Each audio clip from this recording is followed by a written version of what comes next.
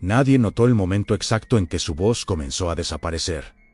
No fue un accidente visible, ni una enfermedad evidente. No hubo dolor, ni sangre, ni alarma. Solo una ligera demora entre el pensamiento y el sonido. Como si las palabras necesitaran más tiempo para decidir si valía la pena existir. Al principio, él creyó que era cansancio, una consecuencia normal de escuchar demasiado y hablar poco. Pero la verdad era otra. Algo en su interior había empezado a borrarse, capa por capa, sílaba por sílaba. Era testigo de muchas cosas, de conversaciones ajenas, de discusiones murmuradas detrás de paredes delgadas, de confesiones hechas en voz baja cuando nadie más parecía escuchar. Su trabajo consistía en observar, recordar y repetir. Escuchar con precisión, declarar con exactitud, convertir sonidos en hechos. Durante años, su voz fue confiable, clara y firme, hasta que un día, al intentar repetir lo que había oído, descubrió que el sonido no salía como lo recordaba. No estaba distorsionado, incompleto, como si alguien hubiera recortado los bordes de cada palabra. Comenzó a notar que las personas le pedían que repitiera primero una vez, luego dos, luego tres. Él asentía, respiraba hondo y volvía a intentarlo, pero cada repetición era más corta que la anterior. Las frases se reducían, las oraciones perdían conectores, los nombres propios se transformaban en silencios incómodos. Y aún así, nadie parecía alarmarse demasiado. Nadie, excepto él. En casa, frente al espejo, abría la boca y pronunciaba su nombre. Lo decía lentamente, separando cada sonido, como si así pudiera retenerlo. Pero el reflejo no reaccionaba. Los labios se movían, el gesto era correcto, el esfuerzo era real. Y sin embargo, la voz que regresaba no le pertenecía del todo. Era más baja, más opaca, como una grabación antigua reproducida demasiadas veces. Intentó grabarse, pensó que, si su voz estaba fallando, al menos quedaría un registro. Pero al reproducir el audio, algo no encajaba. Las grabaciones no coincidían con su recuerdo. Había pausas que él no recordaba haber hecho, cortes donde juraba haber hablado, silencios prolongados que parecían observarlo desde el otro lado del altavoz. Era como si el dispositivo supiera algo que él aún no estaba listo para aceptar. Con el paso de los días, comenzó a hablar menos, no por decisión, sino por economía. Cada palabra parecía costarle algo, no energía, no dolor. Algo más difícil de definir, como si, al hablar, perdiera una parte de sí mismo que no sabía cómo recuperar. Entonces, eligió escuchar con más atención que nunca. Escuchar para compensar, escuchar para no desaparecer del todo. Fue entonces cuando comprendió el detalle más inquietante: cuanto más escuchaba a los demás, menos podía escucharse a sí mismo. Las voces ajenas se volvían más nítidas, más presentes, más completas. Podía repetirlas mentalmente con exactitud absoluta. Recordaba tonos, inflexiones, respiraciones, pero cuando intentaba reproducirlas en voz alta, algo se interponía. No era olvido, era sustitución. Una noche, mientras repasaba mentalmente un testimonio reciente, se dio cuenta de que podía escucharlo con perfecta claridad. Dentro de su cabeza, la voz no era la suya, era la del otro. Y no estaba imitando, no estaba recordando, estaba reproduciendo, como si su mente hubiera decidido que ya no necesitaba su propia voz para hablar, como si hubiera sido reemplazada por las voces que había absorbido durante años. Ahí surgió la pregunta que evitó durante demasiado tiempo: ¿y si nunca había sido solo un testigo? ¿Y si su función nunca fue hablar, sino prestar su boca? Esa noche intentó gritar.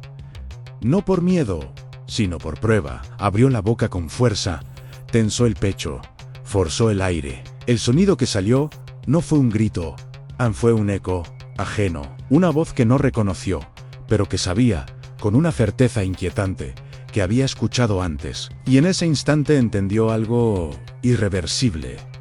Su voz no se había ido, había sido ocupada. Después de aquella noche, el silencio dejó de ser una ausencia, se volvió un espacio activo, un lugar donde algo observaba. Ya no era simplemente la falta de sonido, sino una tensión constante, como si el aire estuviera esperando que él dijera algo incorrecto para reaccionar. Cada intento de hablar se sentía vigilado, evaluado, corregido antes incluso de que el sonido naciera. Al día siguiente, intentó comportarse con normalidad.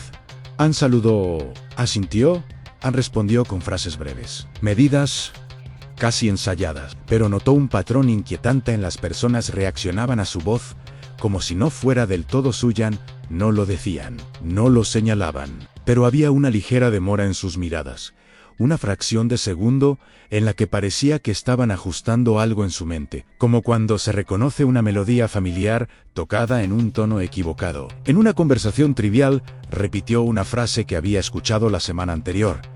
No fue intencional, surgió sola, exacta, con la misma entonación, el mismo ritmo, la misma pausa al final.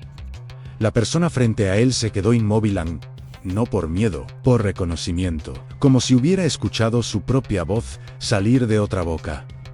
Él quiso disculparse, explicar, corregir, pero lo que salió fue otra frase ajena, y luego otra, y luego el silencio. Comenzó a evitar las conversaciones largas, no por incomodidad social, sino por miedo a lo que pudiera escapar sin permiso. Descubrió que, cuando hablaba poco, su voz parecía más estable, más cercana a lo que recordaba como propia, pero cuanto más escuchaba, cuanto más absorbía palabras ajenas, más difícil era controlar lo que emergía después. Intentó recordar cuando había comenzado realmente, no el síntoma, sino el origen. Retrocedió mentalmente a su primer testimonio importante, a la primera vez que repitió palabras que no eran suyas con absoluta fidelidad. Ann recordó el elogio, la aprobación a la sensación de ser útil por desaparecer detrás del relato. Tal vez ahí había aceptado algo sin saberlo. Tal vez había entrenado a su mente para ceder espacio, para volverse recipiente. Las grabaciones empeoraron. Ya no solo había silencios inexplicables, ahora aparecían fragmentos de voces superpuestas, tonos distintos en una misma frase, respiraciones que no coincidían con su ritmo corporal. En una de ellas, reconoció claramente la voz de alguien que había escuchado años atrás, alguien que ya no estaba, alguien cuya voz no debería existir en ningún archivo reciente. Esa noche, soñó que estaba declarando ante una sala llena, pero cuando abría la boca, no veía palabras salir. Ann veía rostros. Cada sonido pronunciado se transformaba en la cara de alguien a quien había escuchado antes. Docenas de rostros han superpuestos, observándolo desde el interior de su propia garganta. Despertó con la sensación física de haber sido usado. El miedo no llegó de golpe. Fue más sutil, más peligroso. Comenzó como una duda. ¿Qué pasaría si dejaba de hablar? Por completo, desaparecería la voz ajena. ¿O desaparecería él? La idea lo persiguió durante días, porque cuanto más intentaba recuperar su voz, más evidente se volvía que ya no era un origen, sino un canal. Un detalle terminó de quebrarlo. Durante una declaración menor, algo rutinario, escuchó su nombre pronunciado por otra persona. Nada extraño en apariencia, excepto por un matiz imposible de ignorar. Ann lo dijo con su voz. No una imitación, Ann, no una coincidencia, su voz exacta, el mismo timbre, a la misma cadencia, como si alguien más hubiera tenido acceso a ella. Ahí comprendió la simetría del problema. No solo estaba perdiendo su voz, estaba siendo distribuida, fragmentada, repetida en otros. Tal vez nunca fue solo un proceso interno. Tal vez su voz había dejado de pertenecerle en el momento en que aprendió a desaparecer detrás de las voces de los demás. Desde entonces, cada palabra que decide no decir se siente como un pequeño acto de resistencia, pero también como una renuncia, porque en el fondo sabe algo que ya no puede desmentir. Al si deja de hablar por completo, nadie notará la diferencia. Las voces seguirán existiendo, solo que no necesitarán su cuerpo para hacerlo.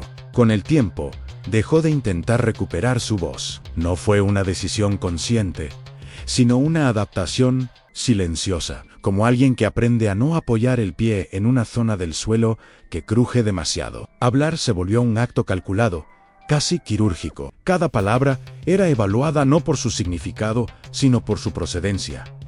¿De dónde venía realmente? ¿Había nacido en él? ¿O solo estaba pasando? Otra vez, empezó a notar algo más inquietante que la pérdida en la indiferencia. Ya no sentía urgencia por corregirlo. La angustia inicial se había transformado en una aceptación incómoda, como si su mente hubiera entendido que resistirse era inútil. Lo que antes parecía una invasión, ahora se sentía como un estado natural, y esa normalización lo asustó más que cualquier grabación. Un día, al escucharse en un registro reciente, no sintió rechazo.